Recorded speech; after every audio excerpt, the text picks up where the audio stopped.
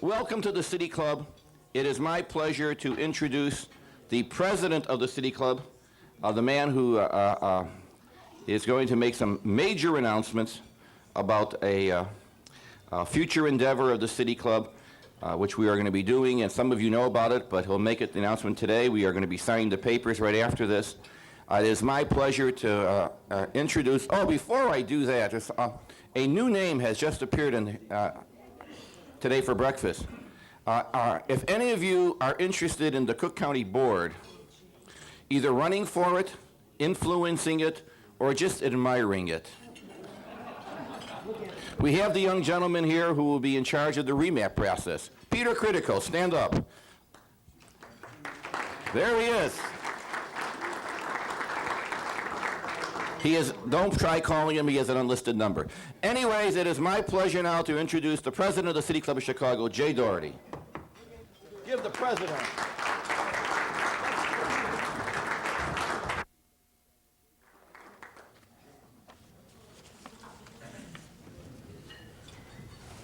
Our guest today is a groundbreaker, a precedent setter. She is a major player in Illinois state politics. She's the first woman to be elected state treasurer. She is the first woman to be reelected to statewide office. She is the first Republican to be elected state treasurer in 32 years. She is the second woman to be elected to statewide office and first to be reelected. That is called breaking down the barriers. In addition, she has served in the Illinois House and the Illinois Senate. 10 years in the Senate, 4 years in the House. On the national scene, she serves as chairman of the Republican State Treasurers Caucus. She is a graduate of the Medill School of Journalism at Northwestern University. Ladies and gentlemen, it gives me great pleasure to introduce to the City Club of Chicago the Illinois State Treasurer, Judy Barr Topinka. Judy? How are you? Thank you. Good luck. Well, thank you so much, Jay. And I have to say, Jay Doherty is just one of my favorite people in spite of his being a Democrat. He is just one of my favorite Democrats. I always assume he is just so good, it is strictly because he is misguided and nothing more. But I'm trying to do recruitment. It's been tough, and I'm not getting very far, but I just love and adore the man because he just does so much for Chicago.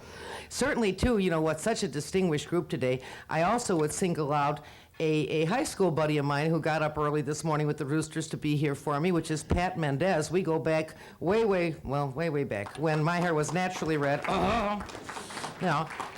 And my very good friend, Pat Ray, who's the head of the Illinois Development Finance Authority, because between Pat and me, we have all the money in the state, so no one ought to mess around with us, because basically, we just won't write the checks, So I'm glad to have you here with us as well. Certainly to all of you for letting me come back. This isn't the first time. I hope it won't be the last, for the simple reason that, the Treasurer's Office in general is, well, if it's misunderstood, it's not understood, and no one cares to understand it anyway, because we're at the bottom of the ballot.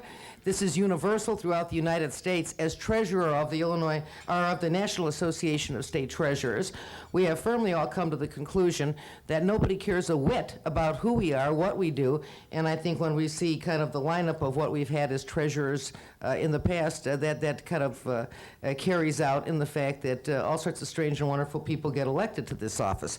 I'd like to think that we've made a change and have now made the office really good, clean, solid, interesting, exciting, and worthwhile, so that both political parties put up their very best for the, offices like state treasurer, and not just use them as a launching pad and as a bullpen for allegedly higher office, which has always been the case in the past. When you take the time to straighten the office out, clean it up, bring out the vacuum cleaners, make it work, make it hum, take on programs that other treasurers in other states are doing, one can see that we can be competitive. And Illinois ought to be competitive on all fronts, including what we do at treasurers' offices, be it here, be it the county, being the city. And I have to tell you, Barbara Lumpkin was absolutely an incredible city treasurer, and I miss her very much, but at the same time, you know, she is kind enough to let me call on her from time to time and give me all of her good advice, because she was just one wonderful money honey. Now, you know, in terms of that's what we all are. Did you stop and think that all of a sudden, all the treasurers are women? It came as a whoosh. And I guess that it says something about money and how it gets handled and whether or not it's handled properly and so on. I guess it just goes back to the fact that, you know, the rooster crows but the hen delivers. You know. Here we are at the State Treasurer's Office. We are a unique office in that we are the state's banker. For those who always say, well, are you the controller, or do you head up the IRS, the Department of Revenue, or what exactly do you do? This is what $49 billion looks like. You know, it's not a great look, but this is what it is. And ultimately, as I tell everybody, they can all hold all the offices they want, but when it gets right down to it, I hold the money, which makes me a very dangerous woman. As it is, too, we are a strange office in that we really don't come back to the public for money. We're not looking for increased taxes. In fact, we are probably the only unit of state government that makes a profit. In fact, we have already, in 6 years that I've been there, put over $2 billion back into the system in terms of profits. We think that's pretty darn good. Also, with some of our programs, we go out of our way to take people off lists rather than put people on lists. And we like to save money, make money, or in the best case scenario, make and save money. I'm responsible for the safekeeping of taxpayers' money, also a matter of where we put our investments, where we put the money, and because of where we put the money and through economic development ventures, we have been able to generate well over 6,000 really good, well-paying jobs in the state of Illinois through our STEP, our State Treasurer's Economic Program.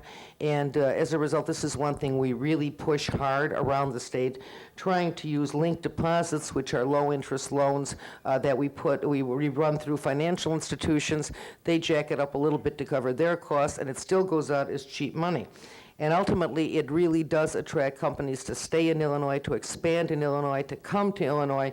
And we're looking especially for jobs that are going to be meaningful to communities, around which communities may be based, manufacturing jobs, so we know that people are going to be getting the kind of income that they need to lead a good middle-class life, where they can pay their bills, have health insurance, have pension benefits, and things of this sort. And I think we've been very successful on that front. We make money instead of raising taxes, hand it over to the legislature, and hope that they will expend it properly. Apparently, they've been very good at it, because there's probably not very much left. And you, I'm sure, will be reading the Sun-Times today, where Speaker Madigan is saying, among other things, that, if you think you're going to touch our pork project money for Boeing, you're crazy. So we're going to see where that all goes down the road a piece now that we have Boeing coming here. Let's talk about two of the new programs that we have in our office that we've never had before, that have become extremely successful. One is, and you will see this at your desk, I feel like a teacher now, huh? Okay. At your table, and hopefully you will use it either for your own children, if you have grandchildren, if you want to do a nice something for children in general. This is our Bright Start College Savings Program. You may have seen us advertise it on television. It is now the second fastest growing college savings fund in the United States. And the only reason it's second is because we don't charge commissions, so there are other brokerage houses which, because they do get commissions, hype programs in other states. This is by far the best. It is federally tax deferred.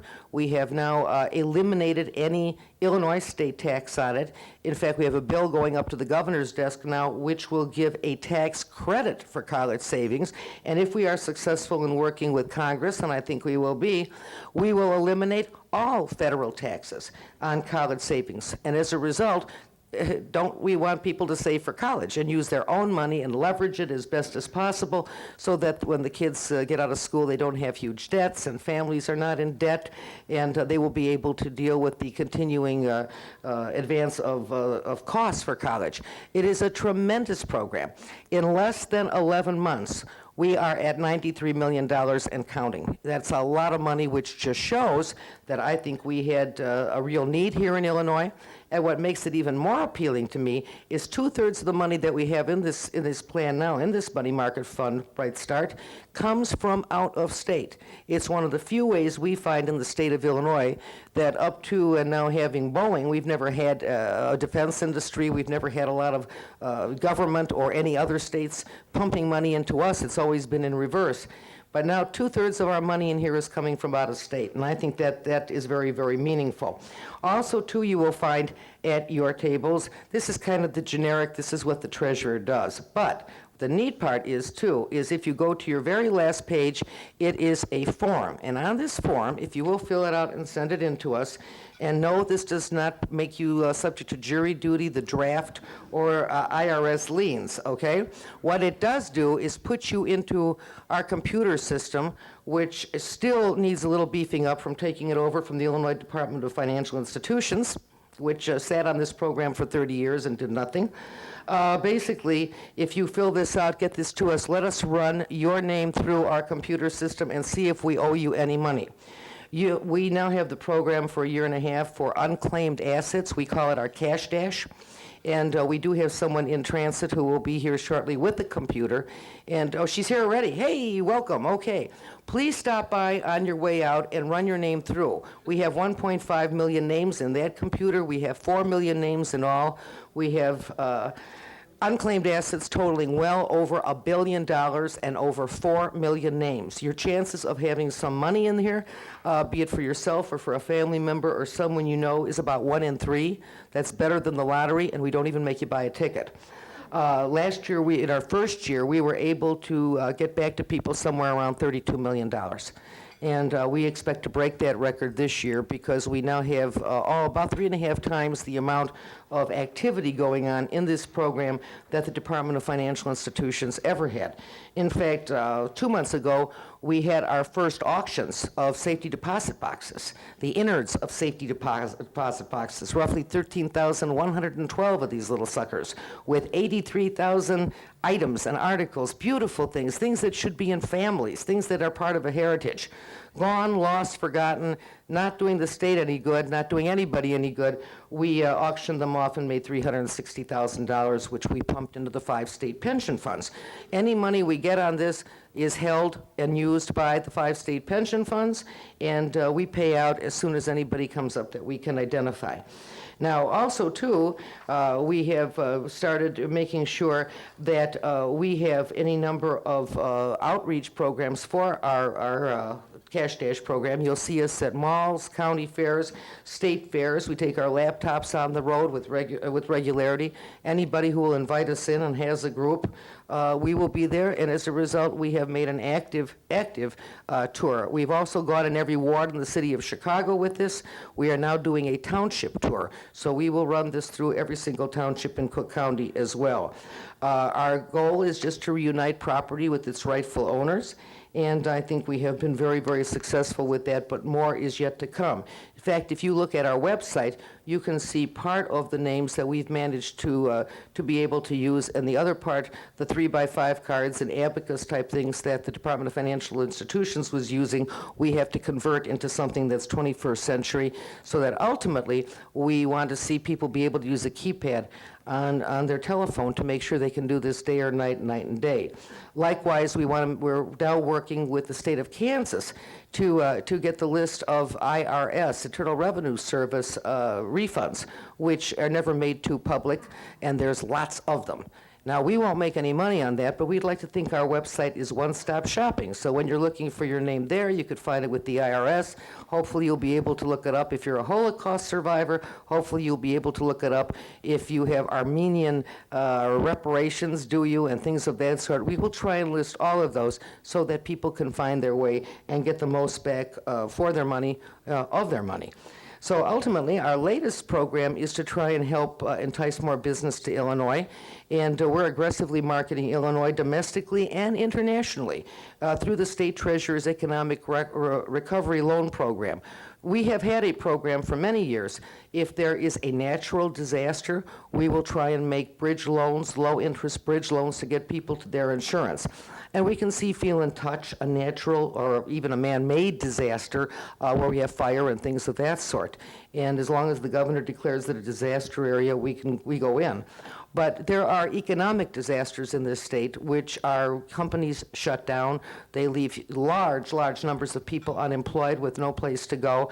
It's a big hit for many of the communities in our state, and we figured that's just as much of a disaster as anything that the good Lord could come up with. So as a result, we are making $50 million available to entice business from the outside and to utilize our facilities, the services, any labor force, whatever we can do. And we will provide monies per job created, roughly about $50,000 in lendable monies to the borrower at 4.5%. And that is pretty darn low, and we're hoping that that will be attractive. In fact, we already have our first look-see from a company in Florida that could conceivably bring 500 jobs to the Springfield area. And we're trying, especially in southern Illinois, because it's such a high area of unemployment. We have pockets in mature cities that really need to get that jump start, and obviously anything we can do for the city of Chicago will be there. I think in closing, you know, there's so many other things we do, but we can maybe cover some of this, plus what's new in Illinois politics, and I'd love to do the Q&A because I don't want to just talk at you, I want to talk with you. So just understand, one of the things is we really enjoy making a profit for the state of Illinois. We continue not to have voicemail, so that when you call, you will talk to real-life human beings who start the problem solving at the point of when you pick up the phone.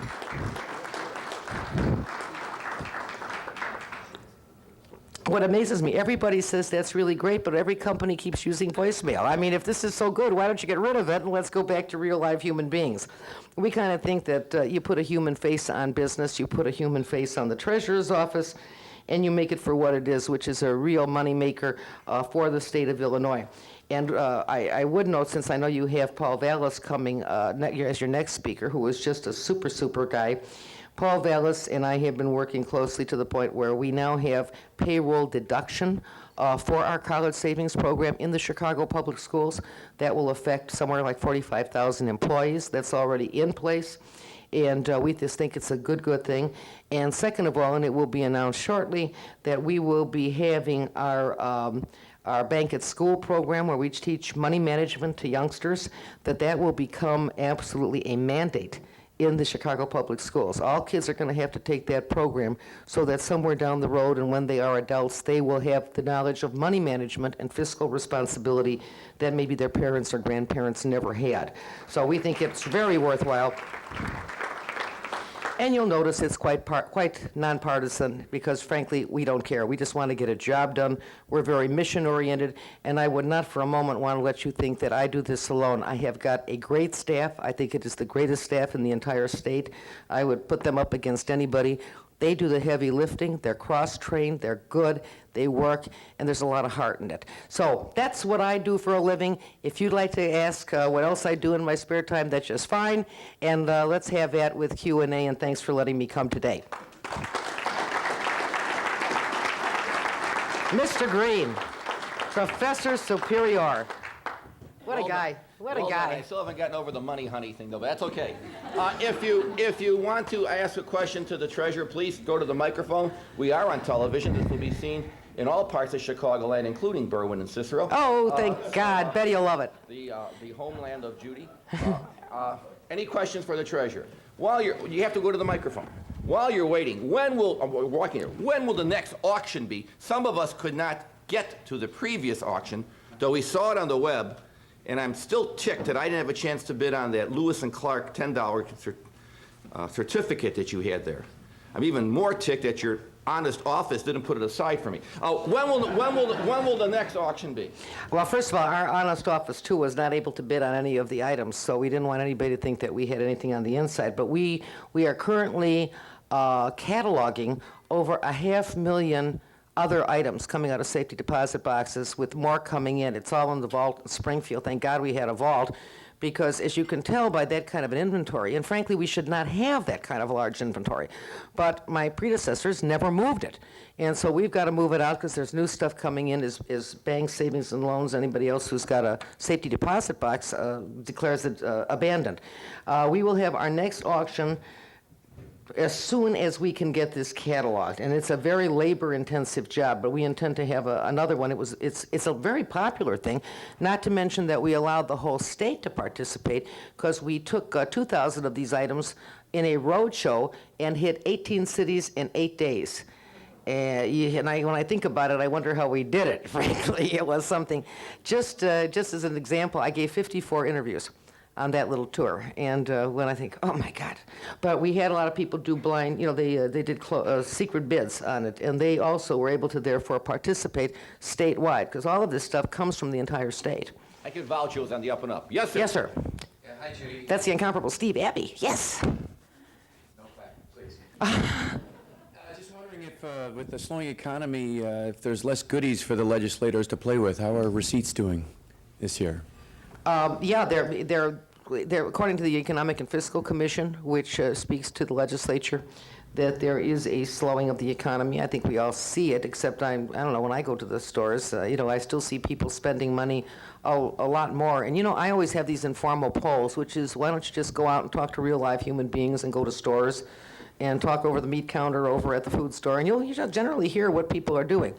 I think they still feel a confidence in the state of Illinois. It may be a little less, but we are so spoiled here in terms of the very high economy that we had for so long, that when we get down to about normal, we think that that's an aberration. It's the other way around. And so as a result, it's not as though we have a slow, miserable, problematic economy. It's about normal, and we're still going ahead. It's certainly not negative. And I think that's a good sign for Illinois. I think the Boeing situation really perks things up a lot, where people say, ooh, this is good stuff. And it really, there's just a morale boost by people who do understand what has happened here, as well as people who don't, but just get an aura and a feeling that something very good has happened for Chicago and for Illinois. Jeff Berkowitz, head of JB Consulting Group and also host of Public Affairs, which shows every Monday night on cable, and shows tonight. That's 8:30, Channel 21. We won't charge you for the plug. And also a plug for Comptroller Dan Hines, who's on the show tonight, and also he will be here at lunch tomorrow at the City Club. Nothing like bipartisanship. And we hope Treasurer Judy Barr Topinka will be on the show shortly. Good Lord, what is your question? I'm just, I forgot, no. Yeah. No, it's, a few years ago, you held some hearings, and I participated, I believe, in those hearings, as to local entities having a public policy to report how their funds are being, that they hold, their reserves are being invested. And I think part of that is that each school board, library district, park board is required to not only have an investment policy, but to prepare a report, which apparently goes to their CEO or their superintendent or president from their financial officer, I believe, indicating just how those funds are invested, which are not inconsiderable for many of these local boards, including local school boards. What I was wondering, it seems like it's up to the public to ask for those materials and see that actually they're doing what the law requires them to do. And I wondered if your office had thought of being involved or getting involved. I don't think the law requires it, to ask those local entities to send you those reports, to scrutinize it, and if they're not doing that, then perhaps, I'm not sure if the law provides as to what happens if those entities are not adhering to the law and providing quarterly reports on how they invest their funds. Right, we did go forward. We did have those hearings. It is now mandatory in the state of Illinois that all taxing bodies, of which we have too many, which is another subject, are required now to have an investment policy. It seems kind of odd. You would think that taxing bodies would not automatically have an investment policy, but heck, when the state treasurer's office didn't have one, why should any other one? We now have one as well. But it is mandatory. They are to have it. They are to make it available to the public upon request. We tried to make it a little tighter and to make sure that it would be printed or available to the public in a much easier, more convenient fashion. All of the taxing bodies objected. So as a result, there's also the matter in the legislature of what you can muster to get passed and what you can muster, not to, if you can't get something passed. And we could not get any kind of legislative support to make that more convenient or make it more public. So you can get the information, you can file a Freedom of Information form to get it. It should be available, but we have a number of taxing bodies which see fit to not pay too much attention to Freedom of Information forms and so on. That's a continuing process of upset and unhappiness and so on. But really, public bodies, it's public money. It should be available to everyone, and certainly everyone should know where they're putting their dough.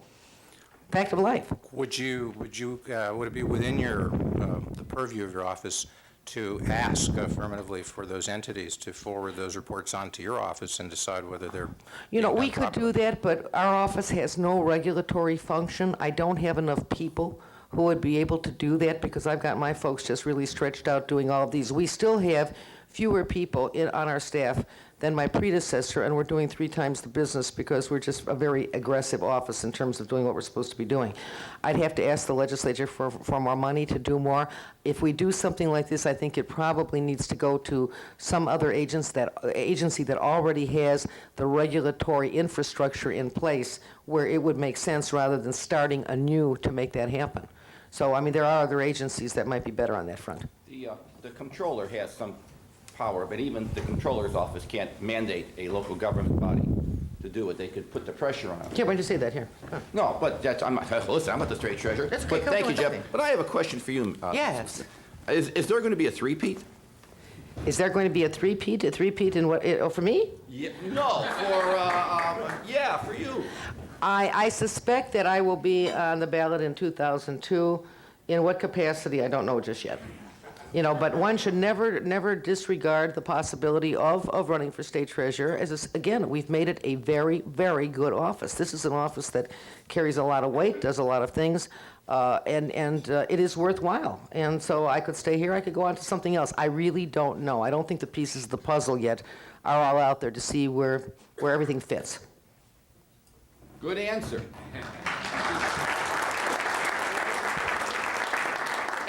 Any more questions for the treasurer? Yes? Jeepers, we just wowed them. I mean, For yourself? no, not at all. Yes, Yes, Bill. real loud. Okay, I just want to thank you. I got 2 letters in your cash dash thing. I have to fill in the forms now. Do you know how much money you're going to be making? One was 4,000 and the other one was 300. Did everybody hear that? She's making 4,000, one, and 3,000 for another for our cash dash. I mean, not chicken feed. You can have as little as 25 cents, which may be, some leftover piece of interest. Or you can do, we had a fellow in Peoria at a mall who was just shopping. He's my favorite story. And just shopping, and he stopped by and he used our computers, and he's $820,000 richer as an heir to an estate that he did not know he was an heir to. Now, apparently he's going to have to share that with some siblings, but geez, that's it's better than a poke in the eye, I'll tell you. So, I mean, we do have a number of these.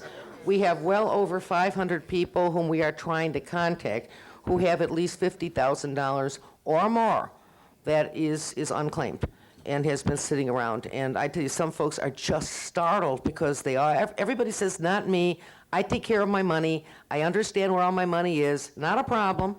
And yet, I mean, I know I found, and unfortunately I heard about it when someone called in on WLS, that my son had some stock out there that I didn't know about. And so he is now the proud inheritor of $12. But, it's done. It's done. So there you go. I would like to preface my comment by saying that I am a dyed-in-the-wool Cook County Democrat and a dyed-in-the-wool The very best. DuPage County Republican. And your name is? George O'Hare. But I want to say one thing about this beautiful lady. When I was the Director of Senior Citizen Advocacy for the Attorney General's office under Neil Hartigan and then Roland Burris, Neil asked me, what am I going to do the first week? And I said, I don't know. He said, well, send out a letter to every elected official in the state of Illinois and ask them to tell you where the senior citizen groups are. I received one reply from Judy Barr Topinka. And she said, I'm writing this on a typewriter in my bed, and it's wavering. I might fall asleep. Here's names and phone numbers of people you called. Everyone I called gave me help. Thank you, Judy Barr Topinka. George O'Hare, you wonderful man. George is currently carrying the load for Maria Pappas, I believe, as a motivational speaker and getting people revved up and, saving on that front and maybe coming back and getting their late property tax refunds, some of which have been knocking around for about 30 years. So there you are. He's a great guy and does a great job. You ought to invite him out. Could we suggest that that was one O'Hare addition that a Republican wasn't against? I think we could suggest that and note that George has his own runway. Any last question? You had it, Jeff. Anyone else? The treasurer has a very busy schedule. Jay Doherty has a very busy schedule, and we have to sign a book contract. Judy, as the person who was there when you opened up the vault, Yes. Father Ryan and Paul Green were there when he opened up the vault in 1990. What was it? Five. Five. Yeah, five, going in 5. She opened the vault, and so help me, you had to be there because it was vintage Judy Barr Topinka. Just threw open the vault and said, voila, the state treasurer. And now we're having all these wonderful auctions, doing a great job. And I, who studied campaigns for a long time, have never seen anybody run for office giving away hundreds of thousands of dollars. You are truly breaking new ground. On behalf of the City Club. A mug. A mug that is, will be on the, don't put on the next auction, and a one-year membership to the City Club. However, we'll still take $50. Here. A big round of applause for Judy. We are adjourned.